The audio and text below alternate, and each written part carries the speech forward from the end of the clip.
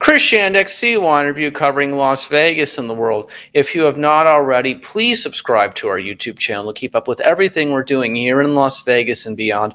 Welcome back to the channel. Thank you so much for your support and stopping by today. So a lot of you are going to be coming to Las Vegas this summer for your first vacation, and some of you it'll be their 25th vacation. So I know there's a lot of Las Vegas diehards. I've met some of them.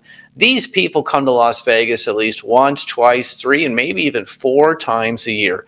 They love Las Vegas. They can't get enough of the entertainment capital of the world, and we thank them and everybody else who comes to this city for their support, because without you guys, there is no us. So I just wanted to give a couple of tips for people to plan their best Las Vegas vacation, and I'm going to start with number 1. The most important thing is to plan ahead of time. Now that might seem like a simple thing, but you know, you get off the airplane and you end up at your Las Vegas resort, and you know, you're consumed by all of the attractions and the lights and the sounds, and before you know it, your first day is already over, and maybe you haven't even left the resort, because that is how these things are built, because there's everything to do at these resorts, you know, whether it be shopping or restaurants or spas, you know, and gaming and shows and all kinds of things, and they have a way of keeping you in the resort. So, you know, there's nothing wrong with spending time at the resort that you're staying at, but you really want to get out there and see what Las Vegas has to offer. So, you know, tip 1 is you really need to plan ahead of time. I don't know, do you want to go to a show? Do you want to go to a restaurant? Do you want to go to an attraction, another attraction? Are you interested in going for a spa day? Do you want to spend some time at the resort pool? You really just have to really come to an idea, because a lot of people only stay in Vegas for 2.5, 3, or 4 days. You know, a lot of people aren't here for more than a week. So for you to come here for a short period of time, because the entertainment capital of the world is so big between Fremont Street and the Las Vegas Strip and all the other off-strip properties and attractions, before you know it, the time will run out and you'll be like, wow, I haven't even left my resort this whole entire trip. And for some people, they stay in the resort the whole time. You know, if you're at the Bellagio or Caesar's Palace or Venetian or Wynn Las Vegas or any of these other big multi-gigantic properties, I wouldn't be surprised if you never left it, because they have so many things there for you to do. So really, I think tip number 1 is that you really need to plan ahead of time. And that gets me to my next point again, which I've already emphasized a little bit in tip 1, is the second thing is that if you don't plan ahead, you're going to spend the whole time at the resort.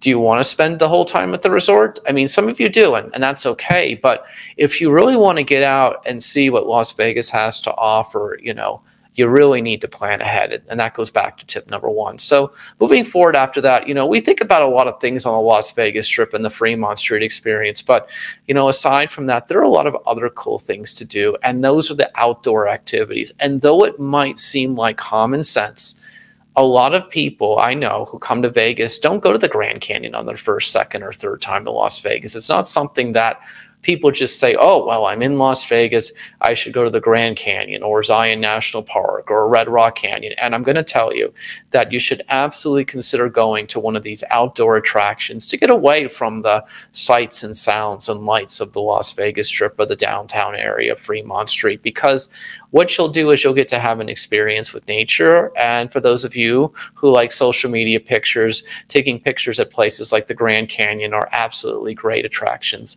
for people to show off for the rest of their lives. So you should absolutely consider going to the Grand Canyon, Zion National Park, or one of these other outdoor activities while you're here. It'll absolutely be a way to have a different, you know, pace and change of your Las Vegas vacation. And then next, you know, tip number 4, you know, a lot of you come to Las Vegas for weddings and bachelor parties and bachelorette parties and birthdays and all kinds of things, and even divorce parties. I mean, that's really a thing also, divorce celebrations. So, you know, if you're coming to Las Vegas in support of a friend's event or your own event or a convention, there are a bunch of malls on the Las Vegas Strip. If you have forgot something that you're supposed to wear as your clothing, whether it be a belt or a pair of shoes or anything else, you know, there are multiple malls, including the Fashion Show Mall, the Grand Canal shops, of course, the Caesar's Palace Forum shops, the Miracle Mile shops.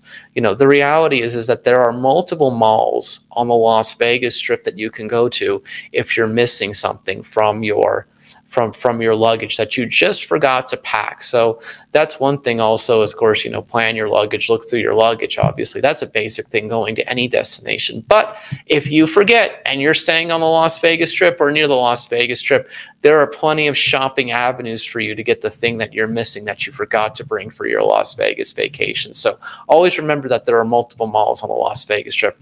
And finally, the last one I'm going to say is Vegas is more than just gaming. Though it might seem this is obvious these points and days with residencies like Adele, for example, and all the fine dining from people like Gordon Ramsay and Bobby Flay, for example, and Guy Fieri, there are a lot of different other things that one can do in Las Vegas beyond the gaming. Of course, again, the fine dining, the Las Vegas shows, more live entertainment here every night than every place in the world. Comedy, music, dancers, you name it. Las Vegas Strip, downtown Las Vegas, lots of ongoing live entertainment every single night of the year. That's number one, of course. And then obviously the fine dining, the luxury shopping, which we've already talked about, all these different various malls with very nice high-end stores, also. And then again, spas.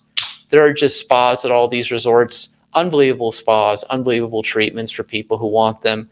Things like that, of course. And there's just so many other things to do, of course. And I mentioned finally the outdoors, like the Grand Canyon and Zion National Park. So, if you've never come to Vegas, it's more than just about, drinking and gaming. There is more than just that here in the entertainment capital of the world. And the best way to have the best Vegas vacation is to plan ahead of time and look at all the things that one can do.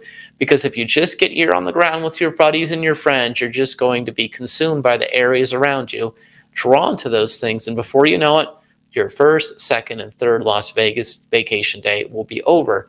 And you'll be on the road back to the airport to see the slot machines say goodbye to you. As you know, there's slot machines in the airport.